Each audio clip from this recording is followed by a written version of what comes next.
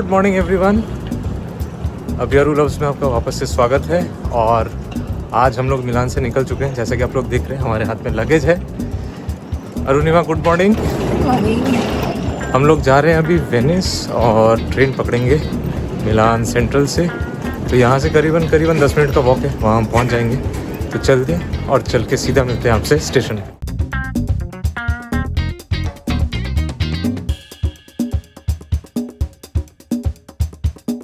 मिलान से वेनिस का सफ़र हमने बुक किया directly through train Italia website. ये इटली की ऑफिशियल रेलवे साइट है जहां आपको मिलता है एक्यूरेट टाइमिंग, प्राइस ऑप्शंस और सीट सिलेक्शन भी। सबसे पहले हमने डेट और रूट सिलेक्ट किया, Milan central to Venezia Santa Lucia. उसके बाद क्लास चूज किया, हमने लिया प्रीमियम क्लास, काफ़ी कंफर्टेबल और अफोर्डेबल था।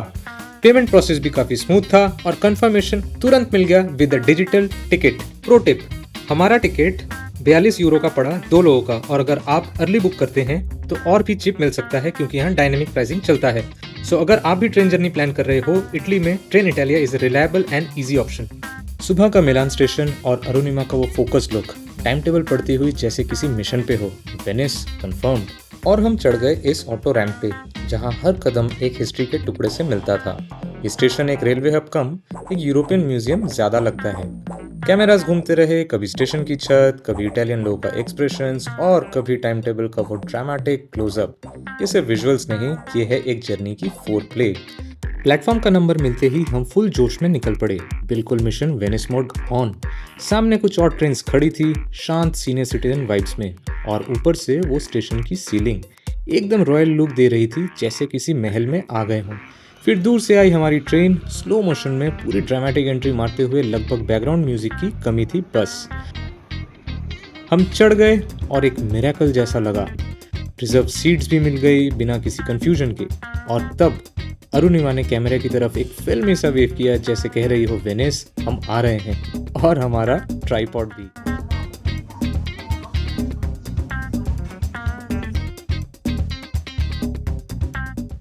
फिलहाल हम लोग चढ़ चुके हैं ट्रेन में, और ट्रेन है स्पीड ट्रेन। वैसे अभी मिलान से हम लोग जा रहे हैं वेनिस की ओर। और आपको ताजुब होगा कि इतने से सुंदर ट्रेन में यहाँ पे पेंट्री भी है, और हम लोग पेंट्री में खड़े हैं जो कि आप पीछे यहाँ पे देख पा रहे हैं। तो यहाँ पे इनपुट सर्विसेज भी हैं और कुछ अलग अलग वैरायटी है यहाँ के कोचेज़ में, जैसे प्रीमियम, बिजनेस, जनरल। तो हमने प्रीमियम लिया है थोड़ा सा इसका अलग एक्सपीरियंस लेने के लिए। वैसे तो स्पीड ट्रेन है, हम लोग बहुत हिल भी रहे हैं, हालांकि मुझे लगता है फ़ोन में आपको उतना समझ में नहीं आ रहा होगा। बहुत अलग एक्सपीरियंस है और सच में बहुत सिस्टमैटिक है, आपको ज़्यादा वेट करने की ज़रूरत नहीं। एक चीज़ जो हमने नोटिस की, हम यहाँ पे 1 घंटा पहले ही आ चुके थे, लेकिन आपको 40 मिनट्स पहले ही आप प्लेटफॉर्म में एक्चुअली एंटर कर सकते हैं। और यहाँ पे 15 मिनट का टाइम मिलता है ट्रेन आने के बाद, तो आपको 15 मिनट के अंदर ही ट्रेन में उठना है और दरवाजे अपने आप बंद हो जाते हैं। तो आप ट्रेन उठ भी गए तो उतर ही अपन। बचपन में होता था ना, पापा उतर गए, समोसा लाएंगे, पानी लाएंगे। यहाँ पे वो ऑप्शन नहीं है, आप उतरे और दरवाज़ा बंद हो गया तो आपको यहीं पे रहना पड़ेगा। बाहर के ट्रैक देख के लग रहा था जैसे ड्रोन शॉट चला लूं, बट रियलिटी एक खिड़की और एक एक्साइटेड इंडियन ट्रैवलर। मैं बैठा था एकदम रॉयल नवाब मोड में, खिड़की से व्यू, हाथ में घड़ी और दिमाग में फिल्मी बैकग्राउंड स्कोर। और फिर आया वो मोमेंट जब ट्रेन वेनिस स्टेशन की तरफ धीरे धीरे घुस रही थी। हम भी फुल स्लो मोशन फील में, लाइक एंट्री तो बनता है बॉस।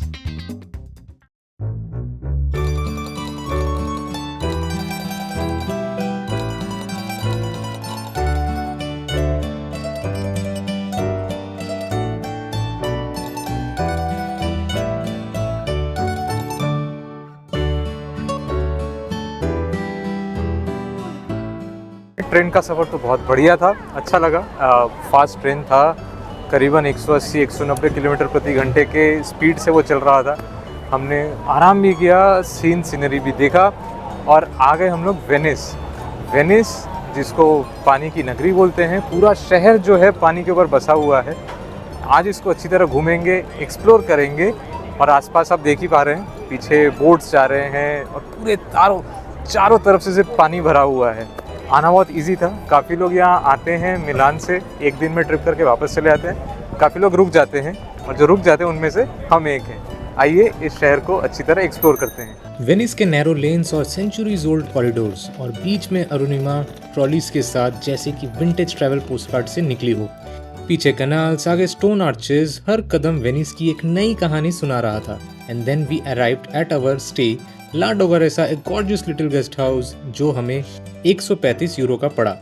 बस चैलेंज था तो ये कि 2 मंजिलें तक सूटकेस उठा के हमें चलना था, लेकिन जैसे हम लोग अंदर घुसे पूरा वाइब ही रॉयल था। वेनिस का स्वाद बहुत भारी पड़ा।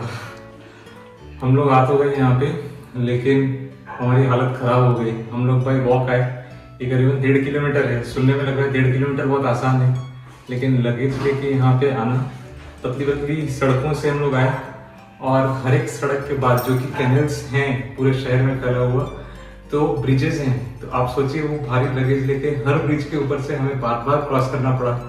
ये 1.5 किलोमीटर हमें करीबन आधा घंटा लग गया आते हुए। मीरा और नीलिमा दोनों ही थक चुके हैं। अभी ऐसा लग रहा है वेनिस घूम लिए, अब वापस चलते हैं, लेकिन ऐसा कुछ नहीं होने वाला है। अंत भला तो सब भला।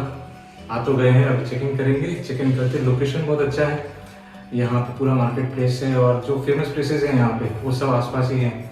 ये सब कवर करेंगे, लेकिन मैं ये सजेस्ट करूँगा, आप अगर आ रहे हैं वेनिस में तो प्लीज़ स्टेशन के पास रुकिए, सामान रखिए और फिर घूमिए। हमें ऐसा मन था कि हम लोग यहाँ पे आके अपना लगेज रखेंगे और सिटी के अंदर रहेंगे। नो, थक जाओगे। गेस्ट हाउस से निकलते ही वेनिस का असली मैजिक समझ आया। Busy streets buzzing with people from every corner of the world. Cafe से खुशबू आ रही थी और हर दूसरा मोड़ एक फोटो स्पॉट लग रहा था। हम भी अपने फुल स्टाइलिश मोड में विंटेज एरिस के बीच एक मॉडर्न ट्रैवल कपल वाइब लेकर निकल पड़े। एंशिएंट बिल्डिंग्स, मोज़ाइक विंडोज और फुटपाथ के दोनों तरफ छोटी छोटी सोवेनियर शॉप्स, हर एक चीज में एक पुराना चार्म था। वेनिस, पानी की नगरी, और उस पूरे पानी में ये स्थित है ये पूरा शहर। जैसा हमने सोशल मीडिया में या यूट्यूब में देखा है वैसा तो है नहीं, लेकिन उससे भी कई ज़्यादा सुंदर है ये शहर। हमने पानी देखा, गोंडोला राइड देखा। आते वक्त हमारी हालत तो बहुत ज़्यादा ख़राब हो गई थी, लेकिन जहाँ से हम लोग पैदल आए हैं अभी, वो पूरा मार्केट प्लेस है। मुझे तो ये समझ में नहीं आ रहा है कि हम लोग वेनिस घूमने आए हैं या शॉपिंग करने आए हैं। हाल फिलहाल हम लोग डोजेस पैलेस घूमेंगे, और यहाँ पे एक टावर भी है, आपको क्लॉक टावर दिखाई दे रहा है। डोजेस पैलेस की टिकट हमने पहले ही ले ली थी, तो अभी हम लोग वहाँ पे जाएंगे। थोड़ा हिस्टोरिकल है, उसको एक्सप्लोर करेंगे और साथ में टावर को भी देखेंगे। शॉपिंग तो बनता है, वो भी ज़रूर करेंगे। अगर आप वेनिस आ रहे हो तो पियाजा सैन मार्को से बेटर स्टार्टिंग पॉइंट हो ही नहीं सकता। यहाँ से आप एक्सप्लोर कर सकते हो सेंट मार्क्स बेसिलिका, उनका स्टनिंग आर्किटेक्चर, कैंपेनाइल टावर जहाँ से पूरा वेनिस दिखता है। फिर है रियल्टो ब्रिज, ग्रैंड कैनाल की बोट राइड्स और डॉजेस पैलेस, एक से एक जगह जो वेनिस को इतना मैजिकल बनाती है। अब वेनिस जाके लाइन में टाइम वेस्ट करना बिल्कुल ही हमारा प्लान नहीं था, तो हमने यूज़ किया क्लूक ऐप। यहाँ से आप इजीली कर सकते हो skip the line bookings for places like Saint Mark's Basilica, Doge's Palace और भी बहुत कुछ। बस डेट सिलेक्ट करो, टिकट्स बुक करो और सीधा एंट्री ले लो। हैसल फ्री एक्सपीरियंस और फुल पैसा वसूल। अब हम पहुंच गए हैं एक ऐसे महल में जिसका हर कोना वेनिस के ग्लोरियस पास्ट का विटनेस रहा है, द डोजेस पैलेस यानी कि पलाजो डुकेल। ये जगह वेनिस के रूलर्स का ऑफिशियल रेसिडेंस था, जिन्हें कहते थे dose. Imagine this was the center of political power for the entire Venetian Republic for centuries. इस प्लेस में आपको मिलेगी वेनिशियन गॉथिक आर्किटेक्चर की ultimate beauty, grand arches, marble carvings और एक के बाद एक माइंड ब्लोइंग हॉल्स। सबसे फेमस है ये द गोल्डन स्टेयरकेस, जहाँ से सिर्फ इंपॉर्टेंट लोगों को एंटर करने दिया जाता था। एंड बिलीव मी, जब आप ऊपर चढ़ते हो it is genuinely royal. And then comes the Chamber of the Great Council, one of the largest rooms in Europe without columns. यहाँ वेनिस के लॉज बनाए जाते थे और room is decorated with paintings by legends like Tintoretto and Veronese. और सबसे dramatic moment आता है जब आप क्रॉस करते हो द ब्रिज ऑफ साइज, एक एनक्लोज स्टोन ब्रिज जो पैलेस को जेल से कनेक्ट करता था। लोग कहते हैं जब प्रिजनर्स इस ब्रिज से गुजरते थे, they took their last glimpse of Venice through its tiny windows and sighed, hence the name. तो अभी जो डोजेस पैलेस था वो हमने घूम लिया है, और इसका एक्सपीरियंस जो है वो बहुत ही सुंदर है।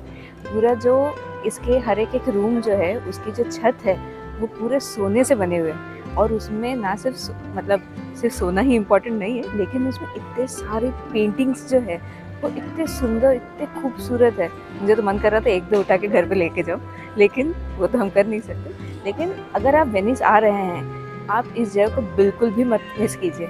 लाइफ में शायद one of the most beautiful चीज़ें हैं जो हमने यहाँ पे नोटिस की।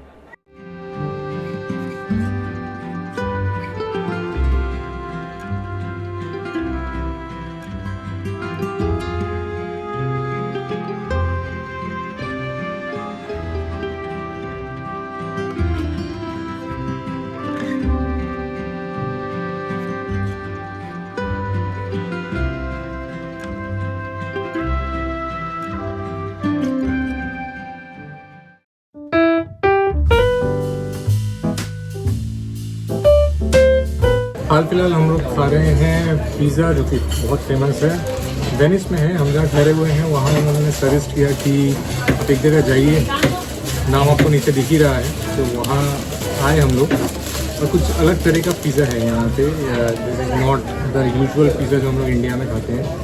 कुछ रोटी की तरह इन्होंने बना के दिया है, मार्गरीटा ही है, खा के अच्छा लग रहा है। और इस दौरान जब तक मैं इतना बोल रहा हूँ अरुणिमा खाने में बिजी है। वैसे भूख भी बहुत तेज़ लगी थी, इसीलिए यहाँ पे घूमते घूमते आए और अपना भूख मिटा लेंगे। ओह, आप लोग यहाँ पे हैं? यहाँ का जिलेटो खाते खाते मुझे ध्यान ही नहीं रहा। इटली में आप कुछ भी कर रहे हो, हर शहर में जिलेटो ज़रूर मिलता है। हाँ, आइसक्रीम नहीं, जिलेटो। डिफरेंस आप गूगल कर लेना। मेरी वाइफ तो बोलती है कि दोनों में बहुत ज़्यादा डिफरेंस है, लेकिन अपने को आइसक्रीम मतलब आइसक्रीम दोनों सेम ही लगता है। लेकिन हाँ, अगर मैं स्वाद की बात करूँ, यहाँ पे आप अगर आ रहे हैं तो स्वाद बहुत ज़्यादा है। घूमते घूमते खाते खाते एक जिलेटो तो बनता है।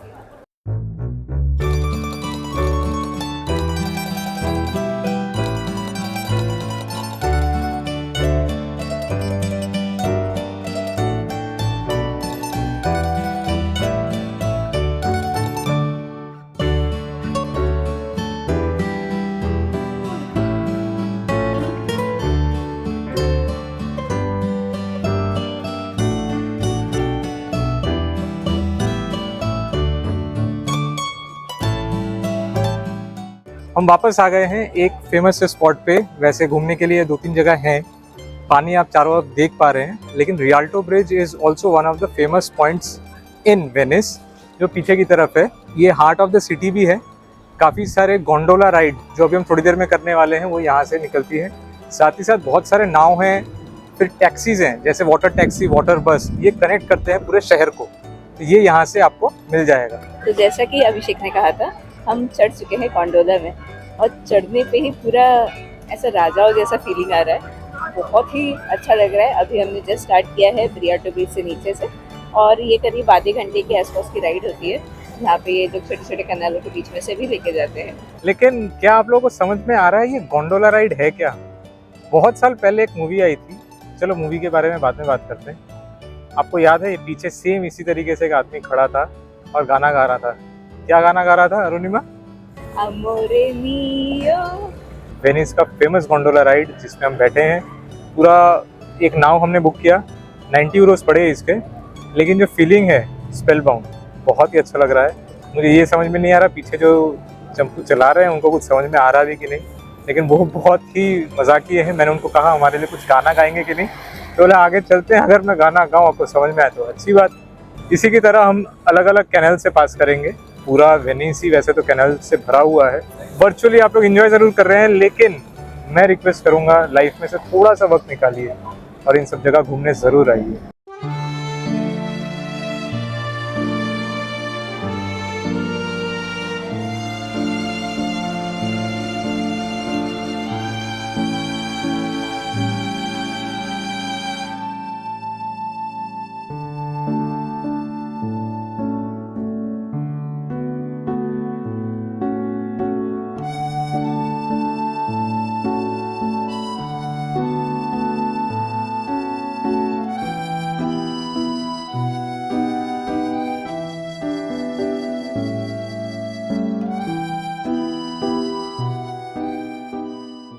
तो ये था आज का हमारा सफ़र वेनिस। पता नहीं मैंने कितनी बार इस जगह का नाम लिया इस वीडियो के दौरान, लेकिन नाम लिए बिना मैं रह नहीं सकता। उसका रीज़न ये है कि हमने बचपन से इसके बारे में बहुत सुना है, बहुत देखा है, लेकिन यहाँ आके इसको महसूस जो हमने किया ये हम कभी भूल नहीं सकते हैं। बहुत पानी देखा है लाइफ में, पानी के अंदर डूबे भी हैं और लोग बोलते भी हैं कितना पानी में हो वो देखो, लेकिन आज हमें लगा पानी में रहना कुछ ज़्यादा बुरा नहीं है। इतना अच्छा गोंडोला राइड किया हमने, बहुत अच्छा हिस्टोरिकल मॉन्यूमेंट देखा। अंदर का वीडियो भले हम नहीं ले पाए, लेकिन इट वाज मेस्मराइजिंग। हम दोनों ने बहुत इन्जॉय किया और इसी के साथ इटली की इस जर्नी के पन्ने पे हमारा सेकंड टिक मार्क हो गया है। इसी के साथ हम लोग आगे चलेंगे दूसरे शहर में, वहाँ मिलते हैं। बाय।